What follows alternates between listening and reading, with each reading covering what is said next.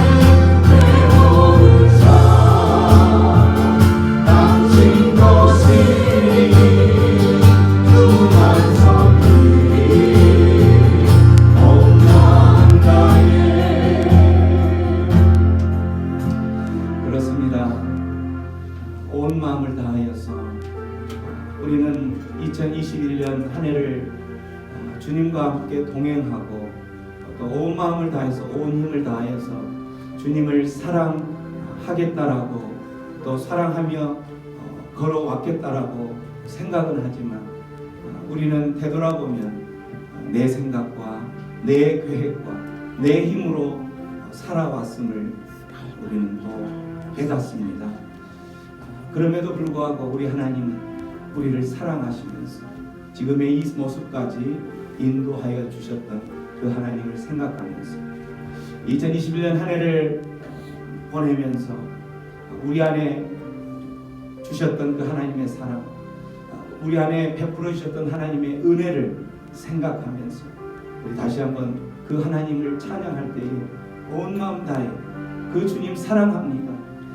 근데 이제는 다시 2022년을 하나님께서 우리에게 또 새해를 베풀어 주신 그 은혜를 주신다면 하나님 이제는 21년도에 하나님을 사랑하지 못했던 하나님 앞에 또 온 힘을 다해서 섬기지 못했던 그러한 부분들을 이제는 다시 한번 힘을 내어서 그렇게 섬기기로 결단합니다.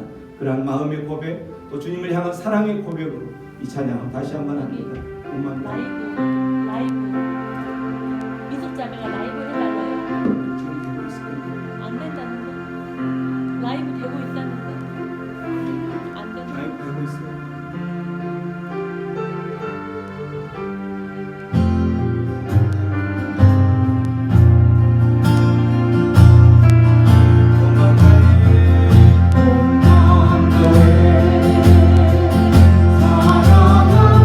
사랑합니다.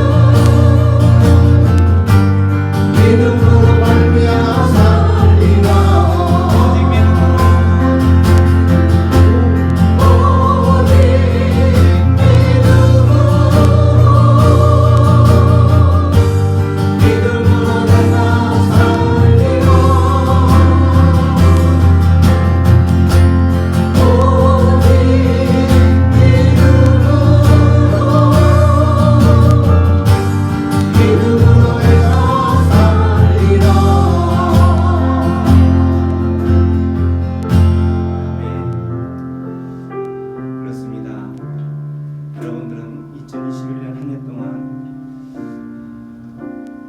믿음을 어느 정도 지키며 살아오셨습니까?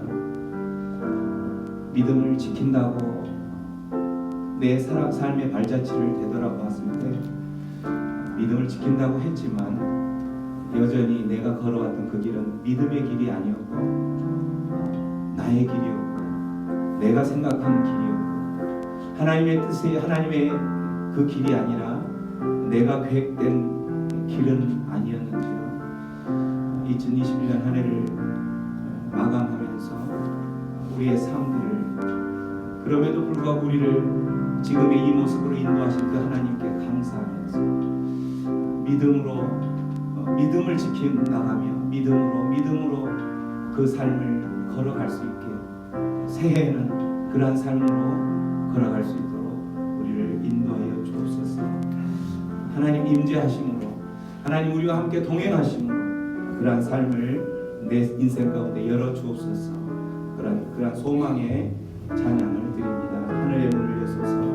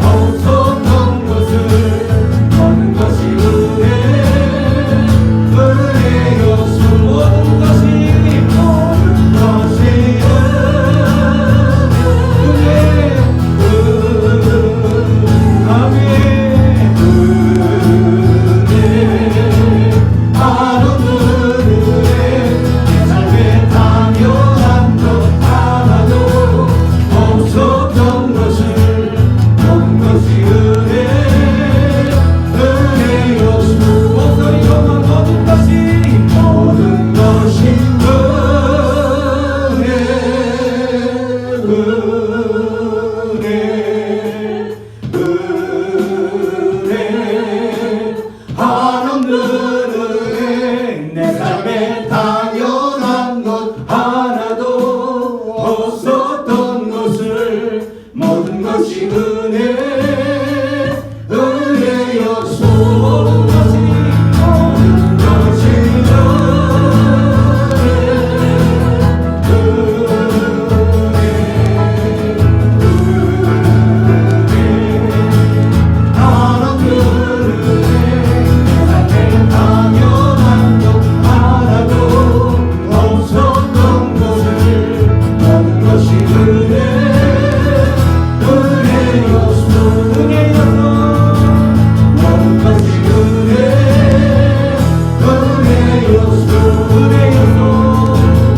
모든 것이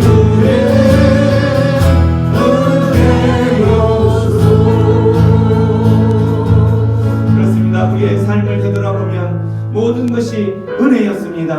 하나님의 은혜가 아니면 우리가 지금 이 자리에 앉아서 하나님을 예배할 수가 없었을 것입니다. 하나님의 은혜가 아니었다면 우리가 그 코로나의 많은 창고라는 그러한 상황 가운데 코로나가 걸려서 하나님 그 우리의 건강들이 또한 무너졌을 것인데 하나님의 은혜로 말미암아서 2021년 한 해를 마지막 송년 주일까지 이렇게 예배할 수 있도록 주님께서 베풀어 주신 것에 감사하면서 우리 주님 앞에 기도하며 나아갈 때 감사합니다. 하나님, 모든 것이 은혜였습니다. 당연한 것이 아니라 하나님의 은혜였습니다. 감사하며 한 해를 보내면서 이제 새로운 새해를 맞이하면서 주님 그 은혜를 다시 한번 부어 주시옵소서. 기도하며 나아갑니다.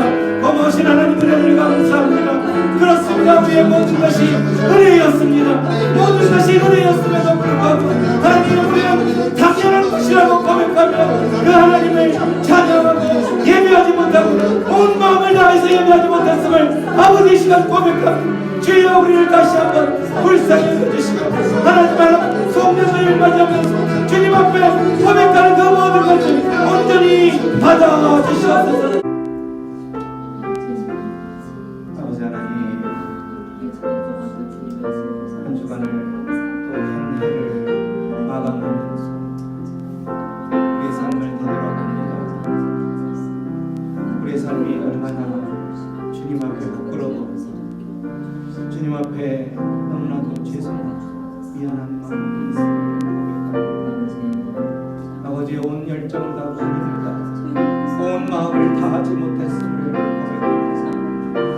주님, 우리가 이 핑계 저 핑계로 정말로 많은 핑계들을 대고 우리의 모든 마음들을 주님께로 집중하지 못했음을 고백합니다.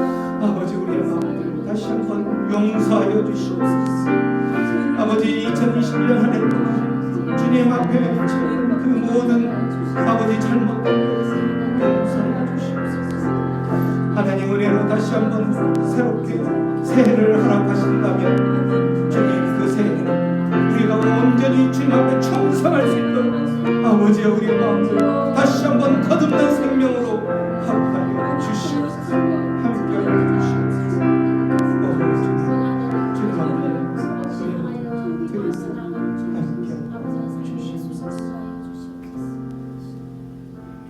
하나님 아버지 감사합니다. 예수님 감사합니다. 성령님 감사합니다. 저희들 입에서는 감사드리는 말밖에 할 말이 없습니다. 저희들이 향한 것이 아무도 없고 또한 저희들 스스로 이루어놓은 것이 아무도 없는데 지난 한 해를 돌아볼 때마다 모든 것 지나온 잔치들과 지나온 행적들이 모두 여호와 하나님께서 돌보시지 않았으면 이 자리에 있을 수도 없는 저희들인 것을 저희들이 고백합니다. 아멘. 저희들이 지금 코에 숨을 붙여주시고 저희들이 아버지 육신들이 이렇게 살아나와서 아버지 하나님의 이 전에서 예배드릴 수 있게 한 이 은혜가 얼마나 큰지 또 이 자리를 사모하면서도 나오지 못하는 영혼들이 얼마나 많은지를 생각할 때마다 저희들은 감사를 드릴 수밖에 없습니다. 어제 저희들이 또 성탄절을 보내고 오늘 또 이렇게 올해의 마지막 예배를 드립니다. 성탄의 의미를 다시 한번 생각해 봅니다. 아버지는 성탄절 전에 어떤 일이 있었습니까? 하나님께서 창조하신 백성들이 또 애굽에서 아버지는 하나님께서 인도하신 그 백성들이 하나님께서 계약하시고 명령하신 그 명령으로 살라고 아버지는 그렇게 간구하셨건만 그 백성들은 자기 속에는 오를 대로 아버지 하나님이시여 금송아지를 세우고 세상의 물질을 따라가는 그런 삶들을 살았습니다. 심내는 하나님께서 그 백성들에게 선지자도 보내지 않으시고 몇백 년 동안 하나님께서 말씀도 안 하셨던 그런 암흑의 기간이 지난 그 순간에 예수님께서 오셨습니다. 그러나 예수님께서 오실 때 아무도 몰랐습니다. 몇몇 사람만 알고 아버지이시여 세상에 권세 잡은 자들이나 성경을 잘한다고 하는 사람들도 모르는 그 순간에 예수님께서 작은 말구 위에 태어나셨습니다. 아버지의 말구 위에 태어날 수밖에 없는 그 시대의 상황을 아버지 하나님이시여 저희들이 다시 한번 생각하게 하시옵소서. 이 시대 지금 예수님께서 오신다면 아버지 하나님이시여 어디로 오시겠습니까? 정말 이 시대 속에서 아버지 하나님이시여 핍박받고 어렵고 힘들게 사는 그 사람들 마음속에 오시지 않겠습니까? 아버지 하나님 저희들 다시 한번 저희들 자신들을 되돌아보게 하시길 간절히 바라고 정말 내 마음속에는 예수님이 다시 오실 수 있는 일을 아버지 하나님이시여 저희들이 되돌아보게 하시길 간절히 바라옵나이다.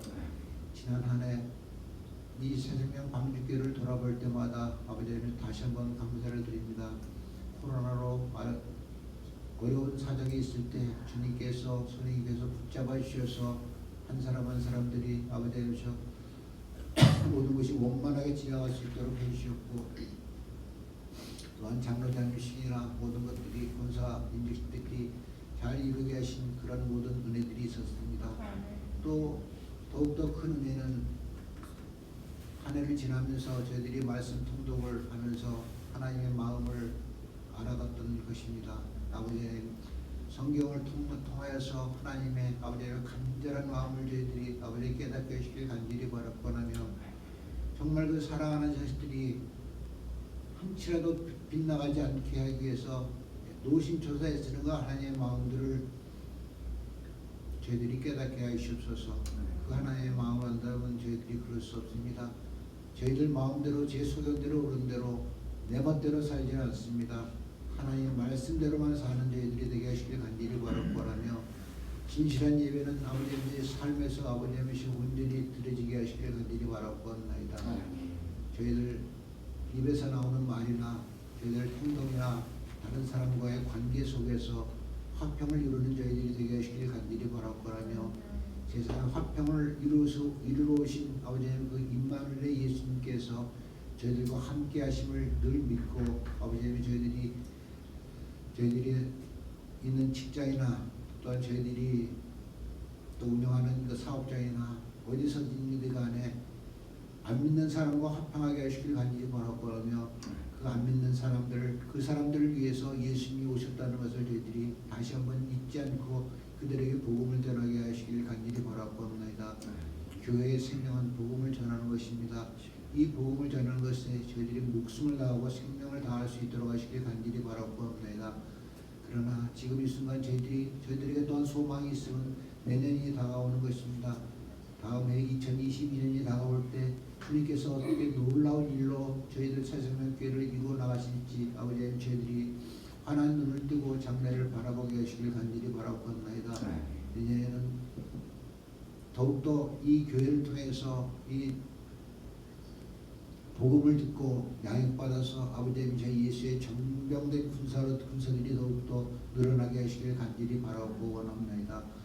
하나님께서 하시려는 모든 일들을 저희들을 위해서 아버지 하나님 행하실 때 저희들이 아멘하고 응답하고 순종하며 따른 저희들이 되게 하시길 간절히 바라고 하며 모든 말씀 예수 그리스도의 이름으로 기도했사옵나이다. 아멘.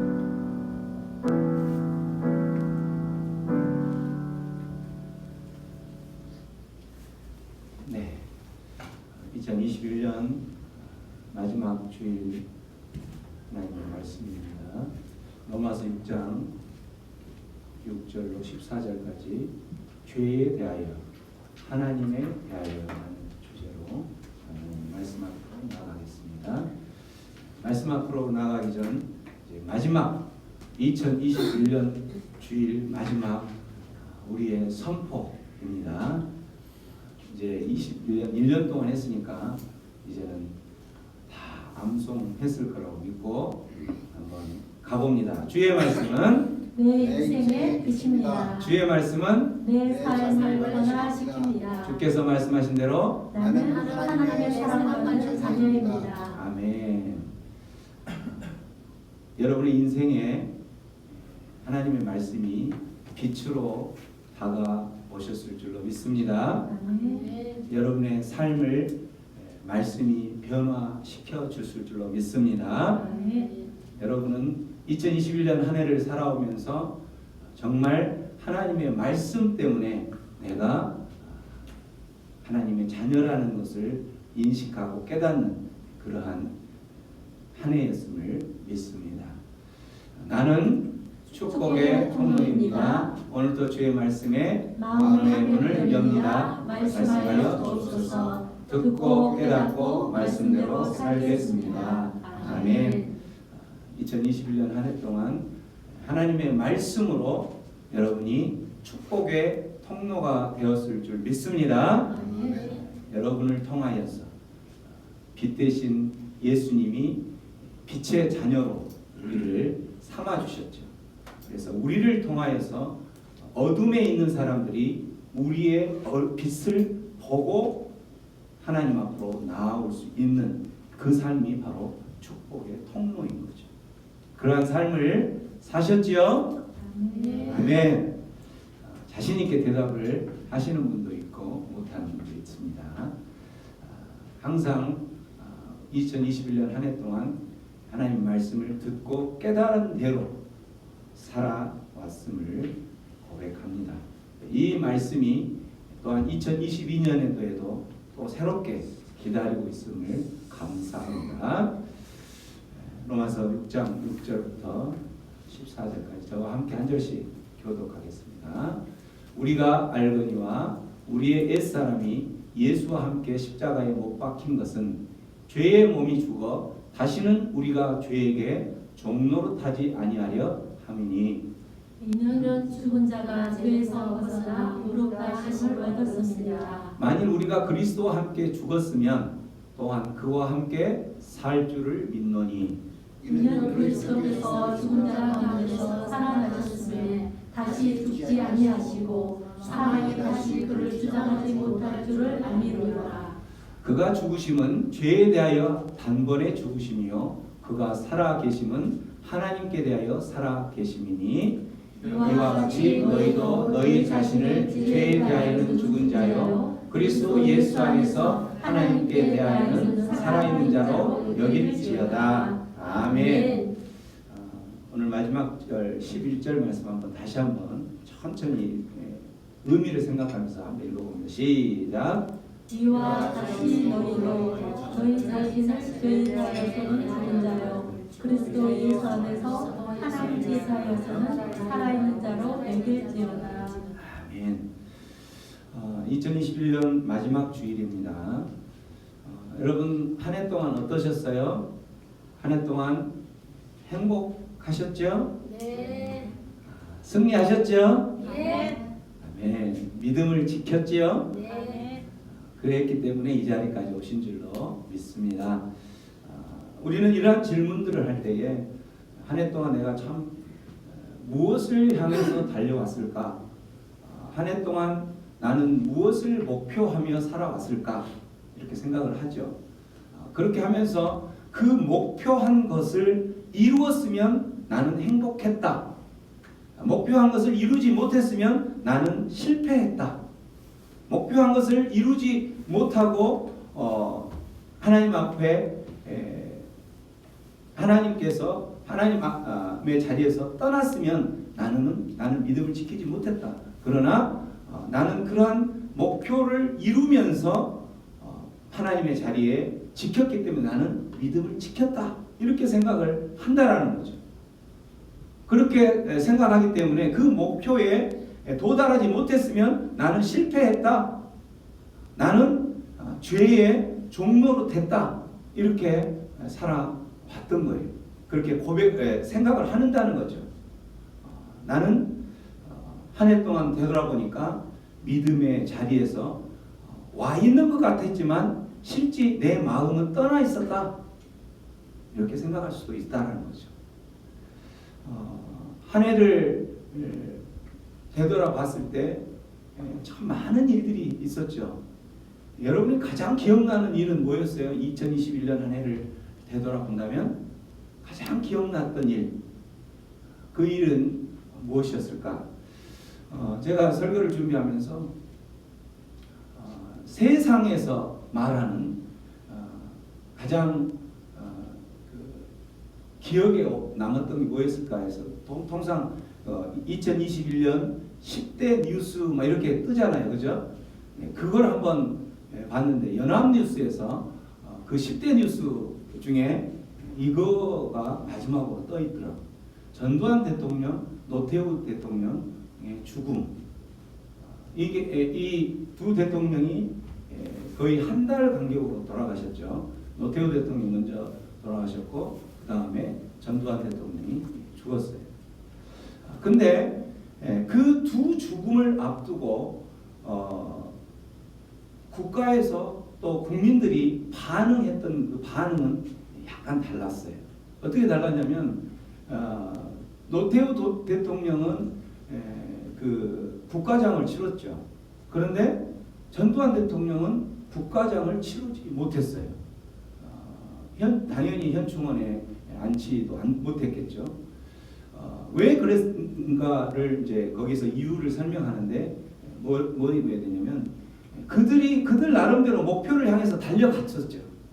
그 목표를 향해서 달려갔던 과정 가운데서 실수도 범했을 것이고 또 많은 죄의 자리에도 있었을 것이고 드러난 것만 해도 많은 죄에 있었는데 어쨌든 그 과거 행보에 대해서 반성을 했느냐 안 했느냐 이 여부에 따라서 가족장으로 밖에 안 치러지고 또 어떤 사람은 국가장으로 치러지기도 하고 이렇게 됐다라는 거죠. 노태우 대통령은 유언에 그렇게 약간 지금 살아오면서 저질렀던 죄에 대해서 또 그런 부분들을 이렇게 이제 약간 그 사과를 하고 했던 거 하고 또 아들이 사과를 했었죠.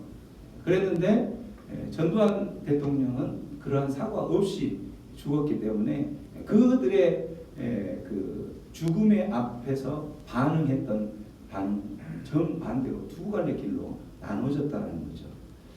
저는 이 내용을 보면서 이들 나름대로도 정말 그 어떤 한 목표를 향해서 열심히 달려왔겠죠. 그 열심히 달려오면서 그들은 그 목표를 이루기 위해서 때로는 내 목표를 이루기 위해서 다른 사람의 피를 흘리게 했던 그것을 했을 것이고 내 목표를 이루기 위해서 그 많은 시간들을 달려왔던 거예요. 실제 전두환 대통령이 죽은 날은 33년 전 여러분 그때 이제 기억하시는 분이 있을지 모르겠지만 청문회 때 청문회에서 이제 그 죄악이나 이런 것들이 드러나서 백담사로 가서 거기에서 지내야 될 그런 상황이 됐던 날이 있었죠. 기억하시죠? 그날 백담사로 간 날이 바로 전두환 대통령이 죽은 날이에요. 11월 23일. 공교롭게도 물론 짬에 맞추려고 보면 뭐 있겠지만 어쨌든 그렇게 됐다라는 거죠.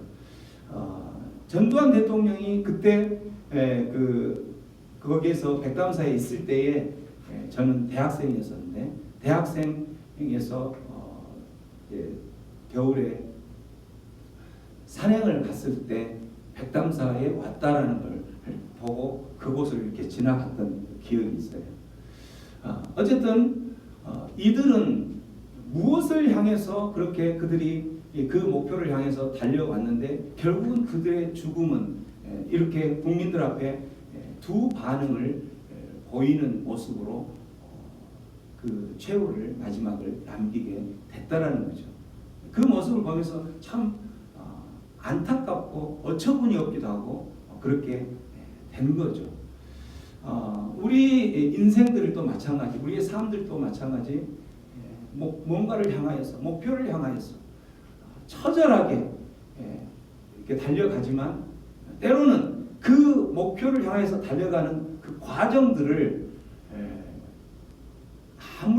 아무렇게 죄의식을 생각하지 않고 달려가는 사람도 있고, 어떤 사람들은 이거는 죄악된 길이기 때문에 거기서 멈춰서는 사람도 있고, 이렇게 된다라는 거죠.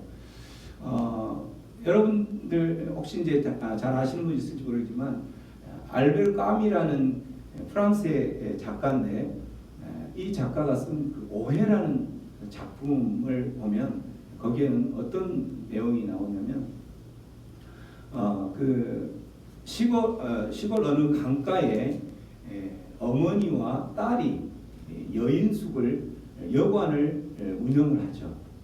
여관을 운영을 하는 첫째 목적은 뭐냐면 아들이 20년 전에 아들이 집을 나가버렸어요. 그 집을 나간 아들을 기다리고 또 참고 기다리기 위해서 어딘가에는 그 집 근처였겠죠. 어딘가에서 언젠가는 오게 될 그 아들을 생각하면서 그곳에서 숙박업을 지내왔던 거죠. 근데 그 숙박업 자체가 변변치 못하다 보니까 그들이 생각한 것이 뭐였냐면 숙박하는 사람들 중에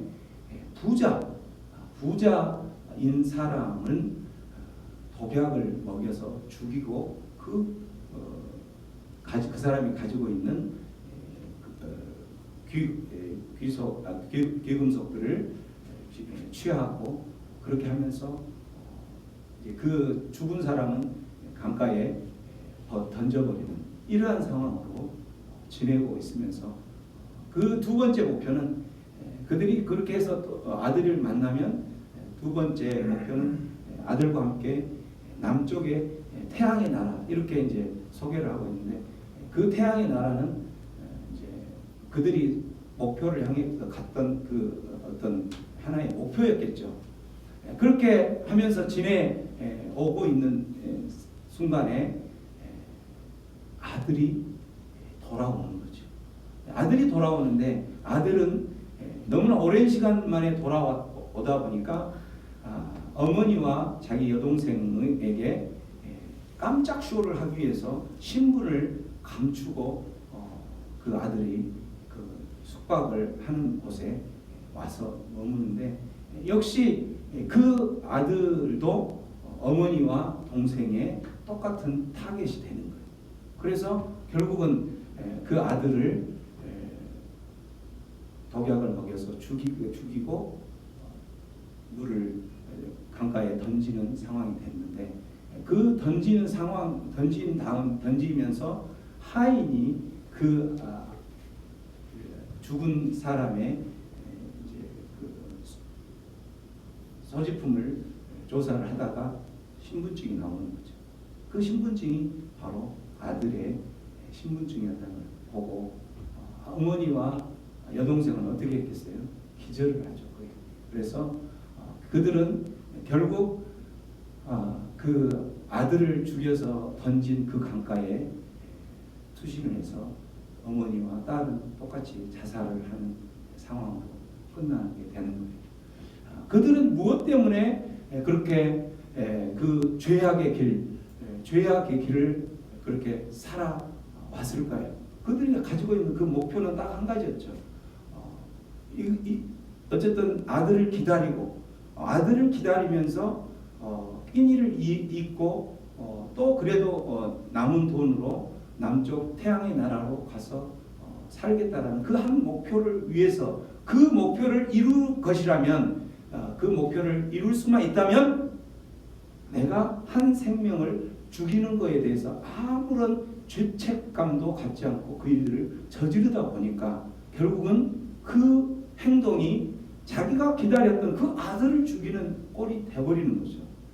이들은 어떠한 삶의 오해를 가지고 살아왔는 거냐면, 이러한 삶을 살아가는 사람들을 우리가 실존주의라고 해요. 실존주의. 끊임없는 목표를 향해서 살아갈 때에 그 실존주의 사람들은 지금 내 삶이 힘들고 실존주의가 그래서 언제 제일 발달하게 되냐면 1차 세계대전이나 2차 세계대전 때 발달하죠. 그들이 삶이 힘들어지고 어려워지니까 삶이 힘들어지고 어려워질 때에 가장 먼저 찾는 건 뭐냐면 지금 당장 내가 잘 살면 된다. 지금 당장 어떤 그 삶의 목표가 지금 당장이에요. 이 현실에서 잘 살면 되는 거예요. 그러한 삶의 모습으로 바뀌어지는 거죠. 이런 실존주의자로 바뀌어지면서 그들은 끝없는 오해를 하며 살았던 거예요. 그래서 대부분 실존주의자들은 어떻게 되냐면 공동체라는 개념이 없죠. 실존주의자들은 공동체를 이루기 위해서는 공동체를 이루다 보면 한 사람이 희생을 해야 되기도 하고 한 사람이 어떤 그 혜택을 누리기 위해서는 한 사람의 섬김과 희생이 필요한 거예요. 근데 그러한 것을 희생을 통해서 내가 어떤 다른 공동체의 한 일원이 세워지고 섬김을 받을 수 있다라는 것을 생각할 겨를이 없는 거예요. 여유가 없다라는 거죠. 그렇기 때문에 이 실존주의들은 지금 당장 내가 입에 풀칠할 것도 없는데 무슨 다른 사람의 어떤 배려와 섬김이 필요해 하면서 개인주의가 엄청 발달하게 되는 거예요. 그들에게는 가장 중요시한 것이 자유죠. 자유. 자기 자신의 자유. 그래서 내가 지금 이렇게 살아가는 모습들을 보면 신은 없다라고 이야기하는 니체의 신은 없다 이렇게 하는 것처럼 이 실존주의자들은 끊임없이 이 세상에 놓여있는 내 모습은 이 불합리한 세상 가운데 내가 지금 이런 이 불이익을 당하고 있다 이렇게 생각하면서 그들이 추구하는 건 뭐냐면 지금 당장 이제 이 현실 속에서 잘 할 수 있는 그것을 위해서라면 다른 어떤 사람들의 생명을 죽이는 그런 것까지도 거침없이 죄악의 길임에도 불구하고 거침없이 진행해 나아가는 것이 바로 실존주의인 것. 그래서 그 어머니와 딸은 그들이 살아가는 게 너무 힘들기 때문에 지금 당장 살 수 있는 그것이라면 그들이 돈 많은 그 투숙객의 사람을 죽여가면서까지 그렇게 살아왔던 거예요. 근데 결국은 그 실존주의자들의 마지막은 뭐예요? 그들이 목표하고 있는 아들을 만나야 되는데 그 아들까지도 죽이는 그러한 상황으로 변하게 된다는 거죠. 이런 비극이죠. 이건 멸망인 거예요. 이런 비극을 맞이하게 되는 것이 실존주의자들의 모습이었던 겁니다. 마찬가지. 우리 아까 올해 전두환 대통령이나 노태우 대통령이나 이런 사람들 또 우리들도 그 사람을 떠나서 우리들도 한 해를 살아오면서 여러분 그 가지고 있는 그 목표를 이루기 위해서 여러분들이 이 길은 분명히 죄악된 길인 걸 알면서도 지금 당장 나에게 어떤 유익이 있어야 되기 때문에 그렇게 살아오지는 않았습니까? 그러한 삶을 이루었던 실존주의자의 최후는 이렇게 자기가 기다렸던 그 아들을 죽이는 그러한 모습으로 변할 수밖에 없는 것이라는 것을 알았으면 그런 것을 알았다면 이렇게 살지는 않겠죠. 그러나 그들은 신이라는 이런 것은 공동체라는 이런 것은 아무런 그들에게는 의미가 없는 거예요. 삶 가운데서. 그래서 결국 그들은 그렇게 살아가면서 그러한 비극을 맞이하게 된다는 거죠. 그래서 하나님께서는 하나님의 자녀라면 너희들이 하나님의 자녀니? 라고 질문을 하면서 너희들이 하나님의 자녀라면 너희들은 살아가는 모습이 이런 실존주의자들처럼 살아서는 안 된다는 거예요. 너희들이 하나님의 자녀라면 하나님의 자녀 성도가 알고 믿고 살아가야 될 것이 있다라는 거죠. 알고 믿고 살아가야 할 것이 무엇이라고 이야기하고 있어요? 이 본문 말씀에서는 너희들이 성도이냐? 네가 하나님의 자녀냐? 하나님의 자녀로서 2021년을 살아왔느냐? 이렇게 질문하면서 성도라면 알고 또 믿으며 살아가야 될 것이 있는데 그게 바로 뭐예요? 6절 말씀을 한번 읽어요. 6절 우리가 알거니와. 성도라면 알고 지내야 되는 것이 있다라는 거죠. 우리는 뭘 알고 살아야 되느냐? 우리는 알거니와 우리의 옛사람이 예수와 함께 십자가에 못 박힌 것을 알아야 된다는 거예요. 하나님의 자녀는 우리의 옛사람, 우리의 옛사람은 누구예요? 옛사람은 세상 욕심을 위해서, 목표를 위해서라면, 세상 것을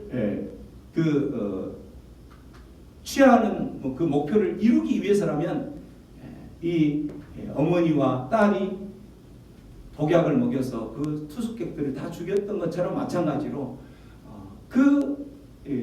죽이고자 하는 그러한 욕구, 내 목표를 이루기 위해서 이루고자 하는 그 모든 그 욕구가 바로 옛사람이에요. 우리는 그 모든 것을 다 가지고 있었던 거죠. 그러한 것을 가졌는데, 하나님의 자녀는 그 옛사람을 어디에 못 박았냐면 예수와 함께 십자가에 못 박았다라는 거죠. 그것을 알고 살아가라는 거죠. 여러분들은 여러분의 옛자아, 옛사람, 예수님을 만나기 전에 옛사람을 십자가에 못 박으신 상태에서 하나님의 자녀가 된 줄을 믿으시고 있죠? 믿죠? 그러죠. 그거를 알고 살아가라는 거예요. 그걸 알고 살아가는 사람이라면 내가 지금 그 한 이루고자 하는 목표를 향해서 하는 그 일들, 그 목표를 향해서 달려가는 그 수단, 그 방법들을 죄악된 길이라면 멈춰 설 수 있는 것이 하나님의 자녀의 삶이라는 거죠. 하나님의 자녀라면은 8절에 우리가 그리스도와 함께 죽었으면, 십자가에 못 박혔다는 것은 죽었다라는 것과 똑같은 거죠. 죽었다면 또한 그와 함께 살 줄도 믿으며 살아야 된다. 부활의 신앙으로 살아가야 된다는 거죠. 여러분 2021년 한 해 동안 살아가면서 여러분은 십자가에 못 박힌 자인 것을 깨닫고 살아오신 줄로 믿습니다. 여러분은 또한 십자가에 못 박혀 죽었지만 다시 예수님의 부활과 함께 우리가 주님 다시 오시는 그날에 부활의 생명체로 다시 부활될 것을 믿으며 살아가는 부활의 신앙을 가지고 살아왔을 줄로 믿습니다. 그렇게 살아왔다면 여러분이 그렇게 목표를 향하여서 온 힘을 다해서 달려가는 중에 행여라도 내가 이 길이 죄악된 길이라면 거기에서 멈춰 섰던 그런 적이 얼마나 있었는지 질문하고 있다는 거죠. 이 죄의 몸이 십자가에 못 박는다라는 것은 옛사람이 예수와 함께 십자가에 못 박혔다라는 것은 뭐냐면 우리의 죄의 몸이 죽는다라는 것을 의미한다는 거죠. 십자가에 못 박혔는데 여전히 내 몸 가운데 죄의 몸이 죽지 않고 죄에게 종노릇하는 모습으로 내가 지금 살아가고 있다면 그 사람은 십자가에 못 박힌 사람이 아니라는 거죠. 여러분의 옛사람을 십자가에 못 박히지 않고 여전히 십자가에 못 박혀서 죽어야 될 그 옛사람이 살아 움직이고 있기 때문에 여러분이 그렇게 살아왔다라는 거죠. 목표를 향하여서 그것 가운데서 분명히 죄악된 길이라는 것을 알면서도 옛사람이 십자가에 못 박혀 죽지 않았기 때문에 여전히 살아있기 때문에 나는 지금 살아오면서 죄의 종로로 타는 모습으로 살아왔다라는 거예요. 여러분 그리스도와 함께 죽었다면 부활의 신앙을 우리가 가지고 살았다면 죄의 종로로 타는 그 삶을 살면서 우리는 바로 멈춰 섰겠죠. 옛사람을 십자가에 못 박았다. 죄의 몸이 죽었다. 이런 의미가 도대체 뭘까요? 십자가에 못 박았다. 내 옛사람은 십자가에 못 박았다. 그렇다면 내 몸 가운데 있었던 죄의 몸이 죽었다라는 것인데 죽었다라는 의미는 바로 아까 이야기했던 것처럼 우리의 몸 가운데에는 뭐가 있어요? 두 가지가 있죠. 우리의 몸 가운데 두 가지 의의 몸이 있고 우리의 몸 안에는 죄의 몸이 있어요. 근데 그 죄의 몸이 십자가에 못 박았다라는 것은 이 의의 몸에서 의의 몸과 붙어 있는 그 의의 몸에서 죄의 몸을 분리해서 잘라냈다라는 거예요. 잘라내지 않았다라는 거죠. 이 옛사람이 그대로 남아있다라는 것은 이 분리수술을 하지 않았다라는 거예요. 잘라내지 않은 그 모습. 여러분 샴 쌍둥이라는 거 아세요? 샴 쌍둥이 알죠?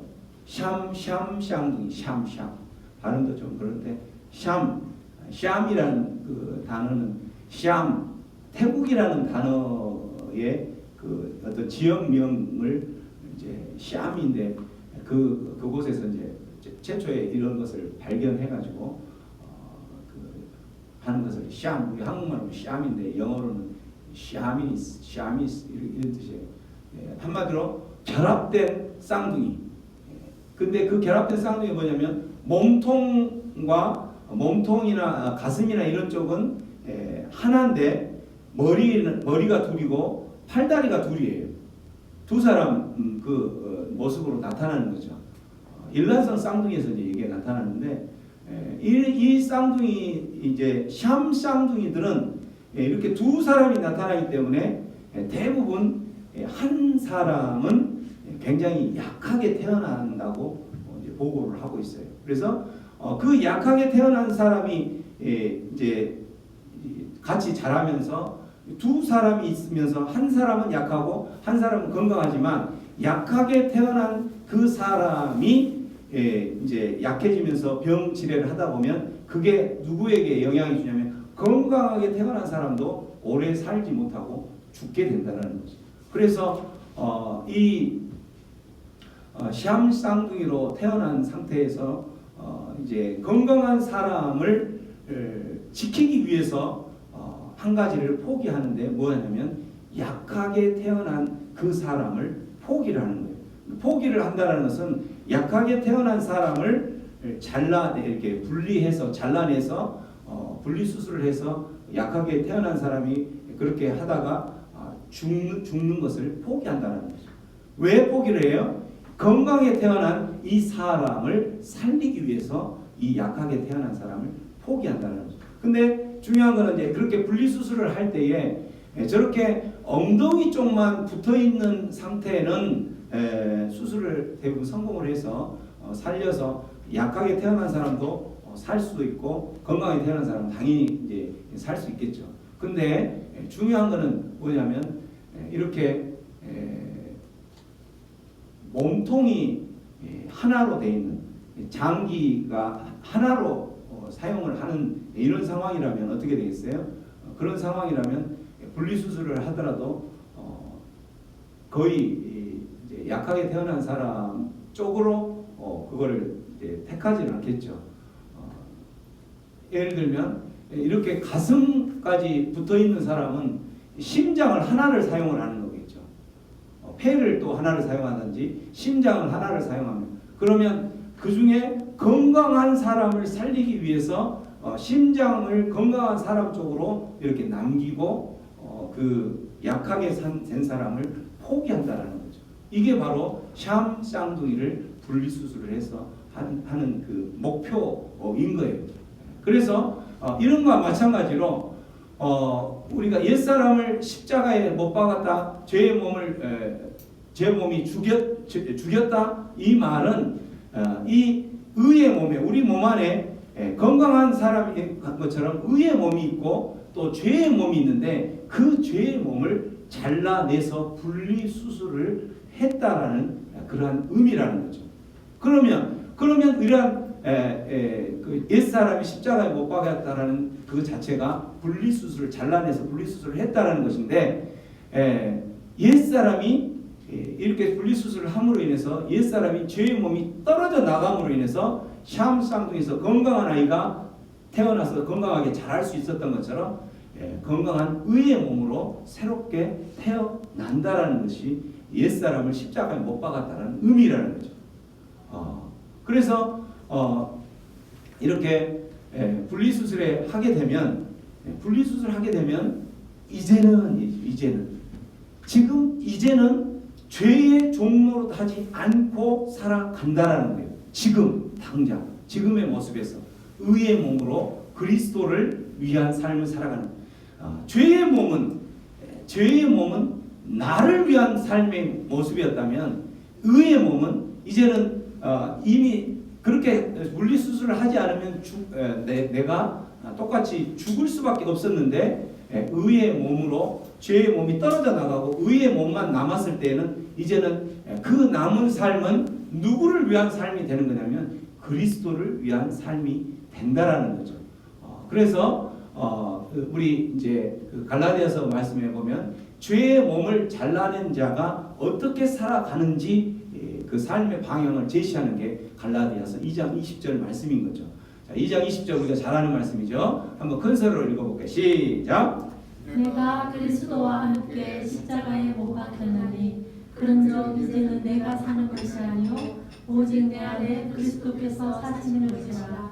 이제 내가 육체 가운데 사는 것은 나를 사랑하사 나를 위하여 자기 자신을 버리신 하나님의 아들을 믿는 믿음 안에서 사는 것이라. 내가는 어떤 모습이냐면 옛 모습을 가지고 있었던 나죠. 근데 내가 그리스도와 함께 못 박혔어요. 그리스도와 함께 못 박혔다는 것은 아까 이야기한 것처럼 내 몸 안에 있는 죄의 몸을 분리수술을 하고 완전히 의의 몸만 남아있는 그 모습이라는 거죠. 내가 이제 그리스도와 함께 못 박혔기 때문에 이제는 지금 이제 죄의 몸이 떨어져 나간 지금은 이런 뜻이죠. 그 지금은 어떻게 나는 살아가요? 내가 사는 것은 내가 사는 것이 아니요 오직 내 안에 이제 내가 산다라는 것은 뭐냐면 죄의 몸이 떨어져 나가고 이제는 의의 몸으로만 내가 남아 있는 상태에서 살아가는 이 모습. 이 모습은 하나님께서 허락하신 이제 하나님의 자녀로 내가 살아가는 남은 평생 어떻게 살아가냐면 내 안에 내가 사는 것이 아니라 내 안에 누가 살아가요? 의의 몸을 만들게 했던 그 예수 그리스도께서 내 속에 살아간다라는 거예요. 그래서 예수 그리스도가 내 삶의 주인이 되기 때문에 예전에는 옛사람이 있을 때 죄의 몸이 있을 때 나는 그 내 모습으로 내 계획으로 살아갔다면 이제는 내 모습은 떨어져 나갔기 때문에 예수 그리스도가 내 안에 살기 때문에 내 주인은 예수 그리스도이고 나는 예수 그리스도의 명령을 받아서 살아가는 거예요.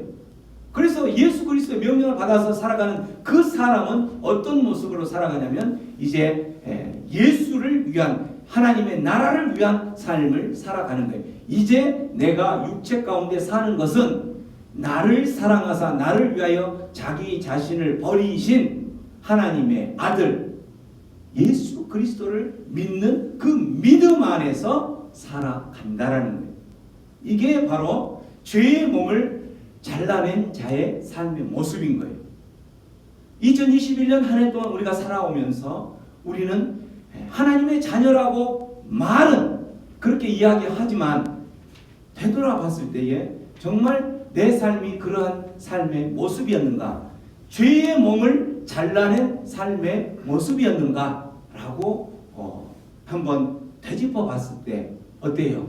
우리의 모습들은 그러한 모습이 아니었다면 우리 다시 한번 회개하고 하나님께서 원하는 삶의 모습으로 다시 한번 되돌리는 그러한 회개의 역사가 일어나기를 축원합니다. 죄의 몸을 잘라낸 자는 또한 어떻게 살아가는 거냐면 11절 말씀에 보면 어떻게 죄에 대하여서는 죽은 자, 이 죄의 몸으로 잘라낸 그 모습으로 죽은 자의 모습이면서 하나님께 대하여는 살아있는 자로 살아가라는 거예요. 여러분 우리는 살아가면서 끊임없이 죄의 유혹들이 많이 있죠. 여러분들의 죄의 유혹들, 여러분들이 하나님 앞에 사는 모습으로 살아가지 못하도록 죄의 유혹들이 너무나도 많죠. 여러분 한 해 동안 살면서 가장 많은 죄의 유혹들 중에서 제일 크게 여러분을 힘들게 했던 유혹은 뭐였어요? 여러분을 힘들게 했던 죄의 유혹은 뭐였어요? 여러분 힘들게 했던 거 마음속에 다 있죠. 아 이거 그거 아니면 그 사람 그 상황이 나를 힘들게 해서 나를 넘어지게 했고 하나님 앞에 나아가지 못하게 했고 그런 것들이 떠올랐을 거예요. 그런 것이 떠올랐는데 하나님 앞에서 하나님에 대해서 살아있는 삶을 살아간다라는 것은 하나님께 대해서 우리의 모습을 그렇게 비추어 볼 때에 어떻게 해요? 입술로는 내가 하나님의 자녀예요. 하나님 나는 하나님의 자녀입니다. 그렇기 때문에 나는 하나님 앞에 예배 자리에 나갈 때도 온 마음을 다해서 온 힘을 다해서 예배하러 나갑니다.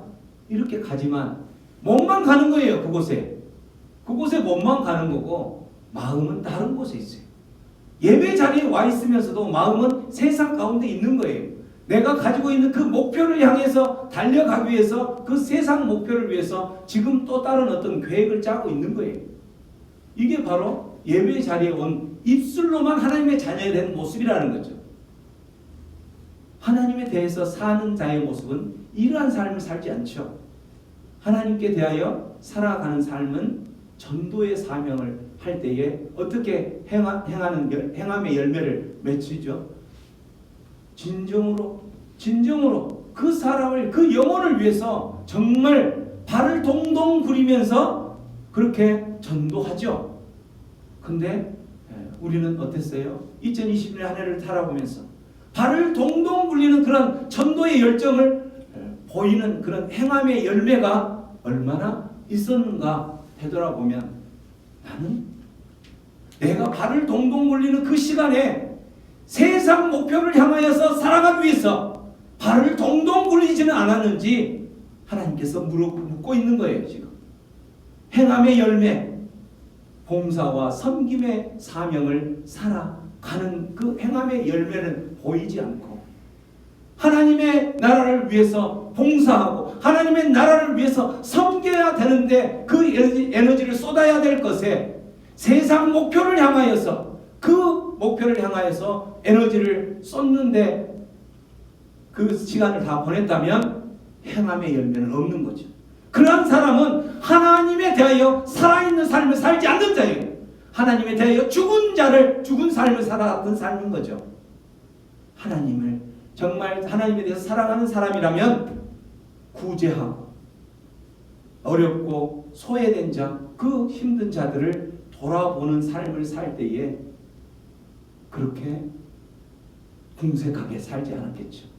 사랑의 교제, 성도의 교제. 여러분들이 공동체를 이루는 그 성도를 돌아볼 때에 돌아보는 그 시간들을 낼 때에 얼마나 여러분이 넘치게 시간을 내셨는지 궁핍하게 궁색하게 내가 내 옆 사람 한 사람을 돌아보고 그 옆 사람 한 사람을 섬기기 위해서 구제하고 사랑을 흘려보내려고 하는 그 시간들을 투자하는데 얼마나 시간을 투자했냐는 거죠. 세상 목표를 향하여서는 그렇게 많은 시간을 투자하고 온몸을 다하여서 뼈가 무너지도록 그렇게 에너지를 쏟았지만 내 옆에 지체 쓰러져가는 그 지체를 향하여서는 여러분들이 얼마나 많은 시간을 투자하고 에너지를 투자했냐라는 거죠. 그런 투자가 없었다면 행함이 없는 그러한 믿음이었고 하나님에 대해서는 죽은 믿음이라는 거죠. 하나님에 대해서는 살아있는 자의 삶이 아니라는 거예요. 하나님의 자녀가 아니라는 거죠. 하나님에 대해서는 죄에 대해서는 죽은 자요 하나님에 대해서는 산 자라는 삶의 목표를 향하여서 살아가는 자는 예배 자리에 나올 때에 그렇게 궁색하게 나오지 않는 거예요. 예배 자리에 나올 때에 가기 싫어하는 모습으로 나오지 않는다라는 거죠. 예배를 준비할 때에 정말 온몸을 다해서 준비한다라는 거예요. 예배를 준비하는 데에 마지못해서 하는 거예요. 예배가 아니라는 거죠. 잃어버린 영혼을 향하여서 전도할 때에 하나님의 나라를 위해서 봉사하고 섬길 때에 온 힘을 다하여서 생명을 다하여서 하나님의 나라를 위해서 살아가는 모습이 하나님께 대하여 사는 모습이라는 거죠. 그러나 우리는 2021년 한 해를 살아오면서 하나님께 대해서 사는 자의 모습이라고 말은 하지만, 입술로는 그렇게 이야기하지만 내 삶은 하나님께 죽은 내 모습이라는 그런 모습이었다면 우리는 다시 한번 회개하고, 하나님께서 허락하실지 모르지만 우리 안에 2022년을 허락한다면, 우리에게 호흡을 주시고 2022년을 허락하지 않는다면 여러분은 예배 자리에 나올 수 없어요. 그러나 허락하신다면 다시 하나님께 대하여 살아있는 모습으로 살아가기를 주님의 이름으로 축원합니다. 우리는 하나님께서 주신 은혜대로 사는 거예요. 하나님께서 여러분을 살려주시지 않는다면, 여러분들 하나님께서 오늘 이 밤에 여러분의 생명을 앗아가시고 가져가신다면, 여러분은 그 세상 목표를 향하여서 그렇게 쏟았던, 목숨을 걸고 쏟았던 그거 다 내려놓고 하나님 앞에 가야 되는 존재가 우리의 존재라는 거예요. 그런데 세상 사람들은 그걸 몰라요. 세상 사람들은 모르기 때문에 그렇게 세상 목표를 향하여서 죄악의 자리인지도 알면서도 가는 거죠. 그렇게 끝까지.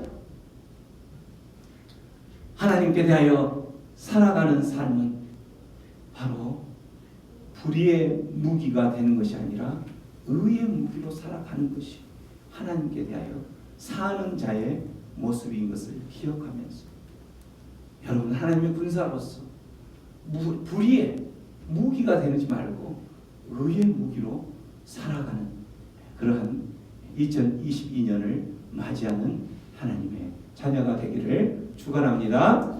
한 해를 마감하고 새해를 기대하면서 여러분 어떻게 살아오셨습니까? 옛사람을 예수와 함께 십자가에 못 박은 성도라면 그러한 사람은 의의 몸을 살리기 위해서 죄의 몸을 잘라낸 그 아픔을 감내하면서 죄에 대해서 죽는 삶을 사시기를 바랍니다. 죄의 몸을 잘라내는 그러한 모습은 쉽지 않아요. 그건 아픔이에요.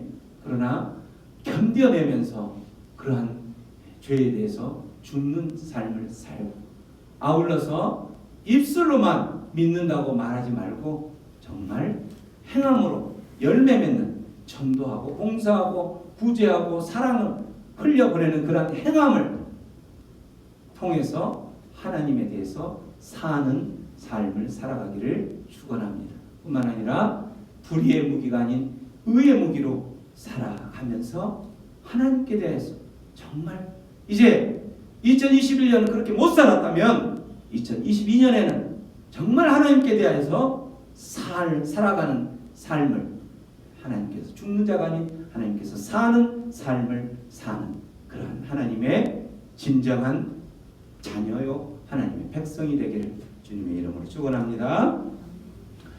네, 들었던 말씀 생각하면서 기도합니다. 기도할 때에 2022년 21년 한 해 우리가 마지막 마감을 하면서 22년을 기대합니다. 하나님께서 계획하신 것이 있다면 2022년 또 우리에게 호흡을 허락하실 줄 믿습니다. 22년 또 우리에게 허락하신 그 시간 동안에는 이제 다시 한번 21년 동안 우리가 넘어졌던 그러한 모습으로 살지 않도록 하나님 죄에 죽게 하여 주시옵소서. 우리의 옛사람을 십자가에 못 박게 하여 주시옵소서. 죄에 죽게 하여 주시고 하나님에 대해서는 사는 자로 다시 한번 거듭나게 하여 주시옵소서. 하나님에 대해서 사는 모습이라는 것은 하나님 입술로만 내가 하나님의 자녀요 하나님의 백성이라는 그 삶이 아니라 정말 하나님에 대해서 사는 모습이라는 것은 행함으로 그 하나님의 나라를 확장하고 행함으로 하나님을 예배하고 온전히 온 마음을 다해서 하나님의 나라를 예배하면서 전도하고 섬기는 그 삶을 이루는 것이라는 것을 기억하면서 하나님 이제 한 해를 마감하고 2022년 새해에는 이렇게 살게 하여 주시옵소서. 죄에 죽고 하나님에 대해서 사는 자 되게 하여 주시옵소서. 우리 회개하고 결단하는 기도를 드리겠습니다. 기도합니다. 아버지 하나님, 죄에 죽고 하나님에 대하여 사는 자 되게 하여 주시옵소서. 죄에 죽고 하나님에 대해서 사는 자 되게 하여 주시옵소서. 아버지, 죄악된 길이라면 세상 목표를 향하여 나아가는 그 발걸음 중에서라도 멈출 수 있게 하여 주시옵소서. 멈추게 하여 주시옵소서. 하나님을 찾는 자, 하나님 앞에 나아가는 그 일을 위해서라면 죄악된 그 길을 멈춰서는 자 되게 하여 주시옵소서. 찬란해는 그 삶을 살아가게 하여 주시옵소서. 아버지여, 하나님에 대해서 살아갈 수 있도록 오늘도 찬란해는 그 삶을, 아버지 찢어내는 그 삶을 살아내게 하여 주시옵소서. 아버지 그렇게 하여 주시옵소서. 아버지 그렇게 하여 주시옵소서. 고마우신 주님, 우리를 하나님의 자녀로 불러주셔서 감사합니다. 그러한 자녀로 불러주셨음에도 불구하고 우리가 한 해 동안 죄에 죽지 못하는 삶을 살았음을 고백합니다. 하나님, 우리의 삶을 되돌아보니 참으로 죄에 죽지 못하고 여전히 옛사람이 살아서 나의 죄된 그 모습으로 살았음을 고백합니다. 이제는 다시 한번 22년을 주님께서 은혜로 다시 허락하신다면 이제는 죄에 죽게 하시고 하나님에 대하여서 살아가는, 하나님에 대해서 사는 그러한 삶을 살 수 있도록 은혜 베풀어 주시옵소서. 능력을 주시옵소서. 지혜를 주시옵소서. 그러한 결단을 이룰 수 있도록 하나님 그렇게 살게 하여 주시옵소서. 감사하고 예수님의 이름으로 기도하옵나이다. 아멘.